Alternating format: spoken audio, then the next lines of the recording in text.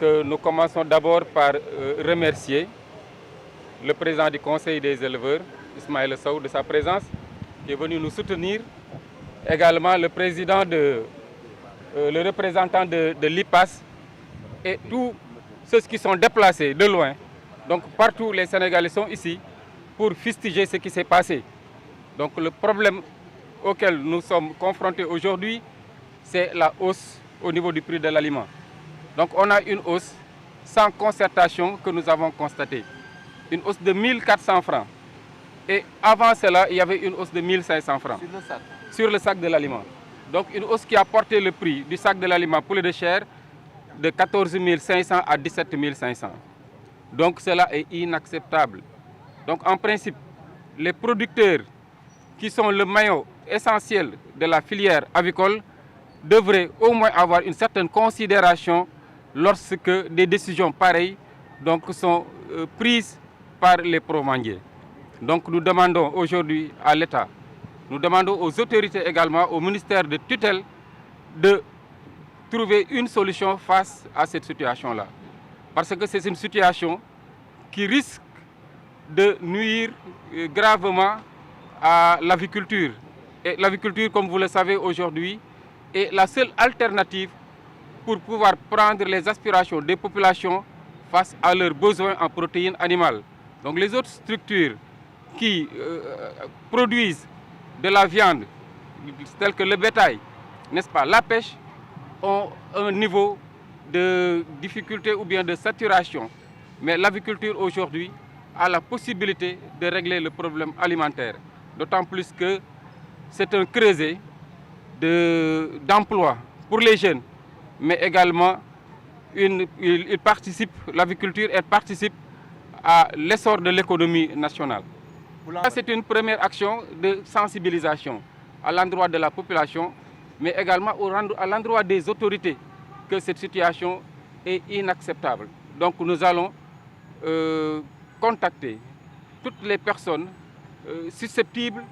de pouvoir apporter leur pierre à cette situation-là. Donc il faut le savoir que ça peut être un danger réel pour l'aviculture. La morosité actuelle de l'économie ne permet pas une hausse des produits des aviculteurs. Donc le poulet de chair, comme vous le savez, a un prix pratiquement fixe. Le prix de l'œuf, des œufs également. Donc toute hausse des intrants va nuire négativement à l'essor de l'aviculture. Cet impact il est immédiat. Donc il y a deux choses qui vont se passer. Il y a des éleveurs qui vont fermer boutique, ça c'est indéniable. Il y a des emplois qui vont être perdus, mais la lutte continue jusqu'à trouver des solutions. Oui. Certes, il y a des solutions à court terme, mais également il y a des solutions à long terme. Si on nous dit que les intrants, pour l'essentiel, ont été importés, il faudrait aussi travailler de sorte que ces produits puissent être produits ici au niveau du Sénégal. Je veux parler du maïs et d'autres intrants également. di sant ñëpp ci seen teewaay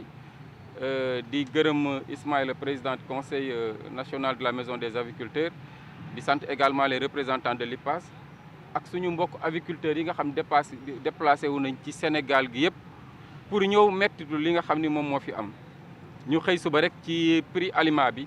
yokk ci 1400 francs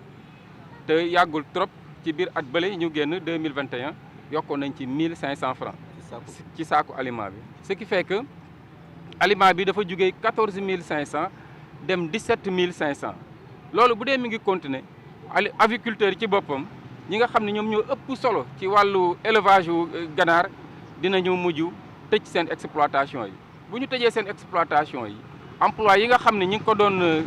créer emploi yooyu donc dafay perdre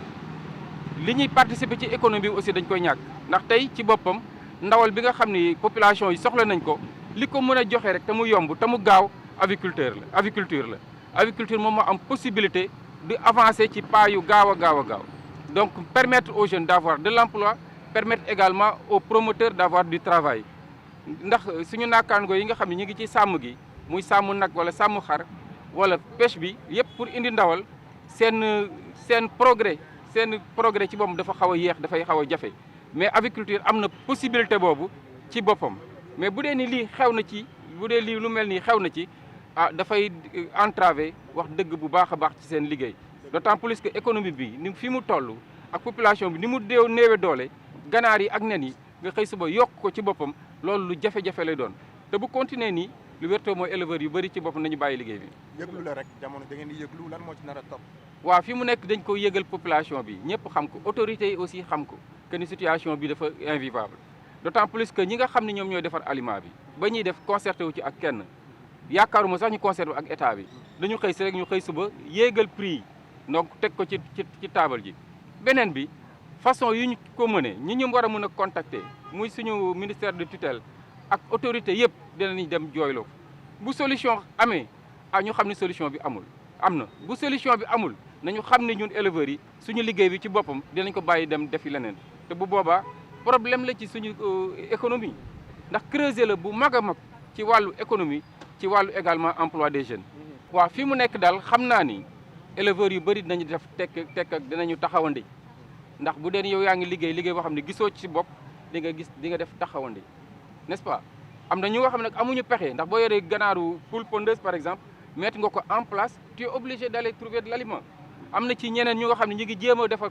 concocté di defar seen aliment bopp yooyu yëpp ay pexe la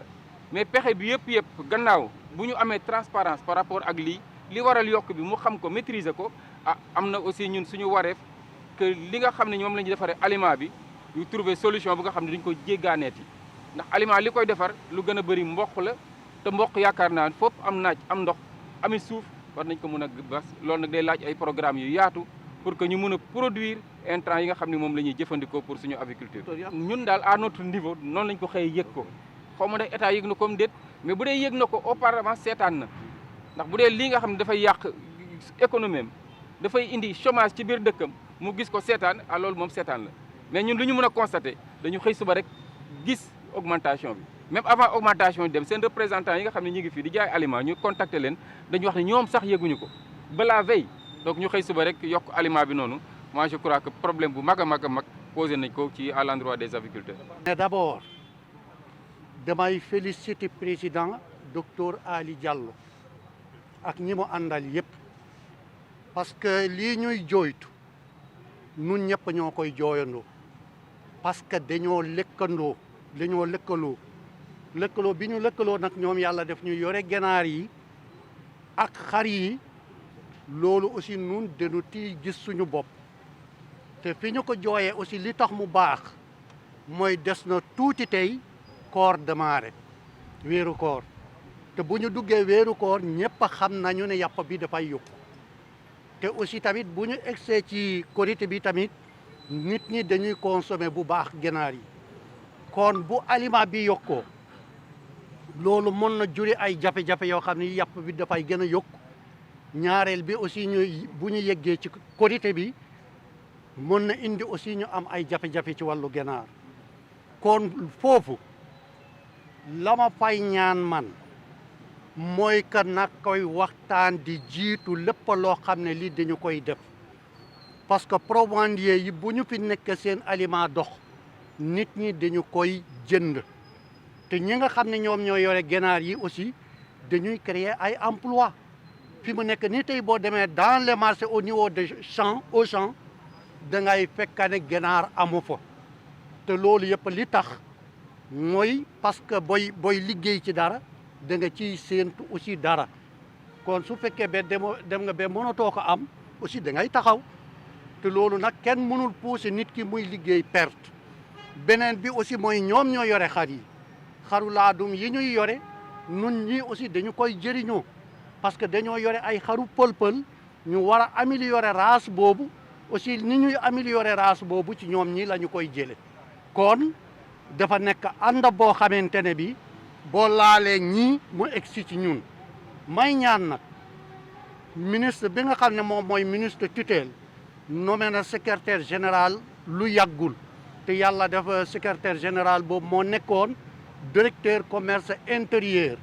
kon kooku xam-xamam màcc na ci wàllu yokkute njëg ak ay taxes ak normes yu demee noonu may ñaan nag que ñii nañu fekkee ñu toog ak ñoom ñu waxtaan ñu jéem a seet lii naka la ñu koy régler maa ngi leen di sant di leen gërëm. Un enjeu social. Aujourd'hui, l'agriculture sénégalaise emploie plus de 60 000 personnes, des chefs de famille, donc des gens sur lesquels dépendent des dizaines et des dizaines de milliers de personnes. C'est ça l'enjeu social aujourd'hui. On a un problème d'emploi, on a un problème d'emploi des jeunes, on a un problème d'emploi des femmes. Et Dieu a fait qu'on a une filière aujourd'hui qui est très porteuse et qui a un énorme potentiel. On est à 60 000, on peut véritablement passer à 120 000, 300 000, 500 000. Le potentiel est là pour que l'agriculture soit bien accompagnée. Et aujourd'hui, cet accompagnement-là est quand même un peu... Je ne dirais pas que ça manque, mais voilà, il n'est pas au niveau où on le souhaiterait. Aujourd'hui, on est dans une filière, mais les proveniers ne posent pas des actes qui vont dans une démarche filière. Ils ont augmenté de manière unilatérale 3 fois successives dans une année. Et le prix du poulet borchon est resté inchangé depuis 20 ans. Aujourd'hui, la réalité économique n'est absolument pas respectée et la conséquence est que des agriculteurs, des chefs de famille sont en train de fermer boutiques. Alors que vous avez un cadre pour décider de tout. Effectivement, alors qu'on a un cadre normalement qui doit permettre, en tout cas faciliter la concertation entre tous les acteurs pour que tous les actes qui sont posés dans ce cadre-là puissent être répercutés et que tout le monde puisse y trouver son compte. yi sama naataango yi wax am na yoo xam ne du ma ci delluwaat du ma si dellu si waat wante li am ba des mooy agriculture sénégalaise tey mi ngi employé juróom benn fukki junni 60 000 juróom benn fukk waaw junni nit ay pères de famille donc ma bàyyi leen ngeen xalaat ñaata nit ñoo wékku ci ñooñu noonu pour ñu xam ñaata ci population sénégalaise la agriculture sénégalaise yor tey donc loolu lu jar a bàyyi xel dafa nekk un enjeu social avant mu nekk un enjeu économique ndax ñu bëri tey jii ci la ñuy tedd ci la ñu yor seen njaboot te bu ñu xoolee ba filière bi ak potentiel bi mu am mu rëccuñu dina doon gàncax ci doomu Sénégal yu bëri donc loolu lu jar a bàyyi xel la. benn affaire bi mooy ñi ngi wax yokk aliment bi mooy 3e fois ma fàttali ko mu yokk ci loo xam ne si dépassé wul 6 wala 7 mois te ñetti yokk yëpp bi mu amee yëguñu ko dañoo xëy ñu annoncé ñu ko te ñu ngi nekk ci benn cadre boo xam ne IPAS la tudd cadre boobu war a nekk cadre de concertation war a tax lépp li nga xam ne si dafa war a am ñu waxtaanee ko fa saytu ko. ñaari yokk yi bi ñu amee ci arbitrage du ministère de l'élevage ak arbitrage du ministère du commerce waxtaan nañ ba ni dañuy teg benn comité de veille sur les prix ba taxate dina tax ba lépp li nga xam ne jëm ci wàllu yokk wala wàllu wàññi foofu lañ koy waxtaanee laataa ñu koy def ñëpp d'accord ci ñu nangu 2e yokk bi 3e yokk bi muy am comité boobu taxawagul provendiers yi dugguñu ci waxuñu ci dañoo xëy mettre ñu devant le fait accompli yokk naam mën naa am ndaxte xam nañ li xew dans le contexte mondial xam nañ ni matières premières yi ñu ngi yokk xam nañ ni lépp yokku na wante itam yokk bu waree am nañ ko war a seetu xam ndax yokk boobu noonu am na ci proportion yamu yennoo maanaa wala déet tey ji ñetti yokk yëpp mënuñoo wax ni yokk bi pour bañ a perte la wala yokk bi pour bañ a wàññi seeni marge la amuñ ci dara ñu leer te amuñ ci benn visibilité jot na nag ak enjeu yi am surtout enjeu social avant enjeu économique di ñëw état toog acteurs yëpp toog ñu waxtaane ko saytu prix yëpp xool ci wàllu aliment bi ndax prix yi ñuy pratiquer jaadu na wala jaaduwul bu jëree wàññi ñu wàññi bu jëree ajusté ñu à la hausse ñu ajusté à la hausse ci poussin bi pareil ci garab bi pare ñi ngi wax aliment bi mais poussin bi mi ngi yokku garab yi ñi ngi yokku lépp a ngi yokku te ginaar bi ñu ngi koy jaayee 2000 francs borchamp depuis maintenant pratiquement plus de 20 ans musul yokku donc loolu tamit xel nangu ko y a des réalités économiques yu fi nekk te il faut que ñu suivre ko donc tax na tey jii agriculteurs yu bëri bàyyi nañ ndax mënatuñoo dem am na ñoo xam ne amuñu pexe ñett nañ leen faw ñu continuer mais bëri na si ñoo xam ne ñi ngi jaay à perte te bu ñu ko continuer nii lii raam ci ñag bi la jëm filière bi dafay daanu te loolu du baax ci kenn du baax ci état du baax ci doomu Sénégal yi ci yëngu du baax ci kenn